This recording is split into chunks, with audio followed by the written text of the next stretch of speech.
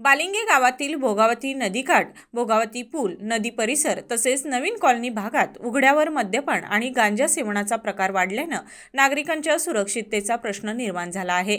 या पार्श्वभूमीवर महाराष्ट्र नवनिर्माण सेनेच्या वतीनं करवीर पोलीस स्टेशन येथे आज लेखी तक्रार देण्यात आली।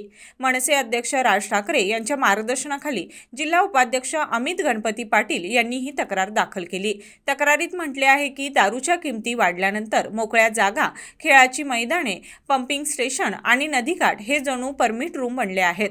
दिवस रात्र मद्यपी आणि तरुण टोळक्यांकडून मद्यपान, गांजा सेवन, भांडणे, शिवीगाळ आणि आरडाओरड होत असून येणाऱ्या जाणाऱ्या नागरिकांना अडवण्याचे प्रकार घडत आहेत।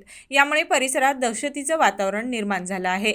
नशेच्या आहारी जाणारी तरुण पिढी, महिला आणि शालेय मुलांची सुरक्षितता तसेच काही बार आणि हॉटेल्सकडून वेळेचं उल्लंघन होत असल्याचंही नमूद करण्यात आलं आहे। परिसरात दिवस रात्र पोलीस गस्त वाढवणे, उघड्यावर नशा करणाऱ्यांवर तात्काळ गुन्हे दाखल करणे, गांजा विक्री करणाऱ्या सूत्रधारांवर कडक कारवाई करणे आणि नियमभंग करणाऱ्या बार आणि हॉटेल्सचे परवाने रद्द करण्याची प्रक्रिया सुरू करावी अशी ठोस मागणी मनसे यांच्याकडून करण्यात आली आहे। 15 दिवसात कारवाई न झाल्यास पुढील आंदोलनाचा इशाराही यावेळी देण्यात आला।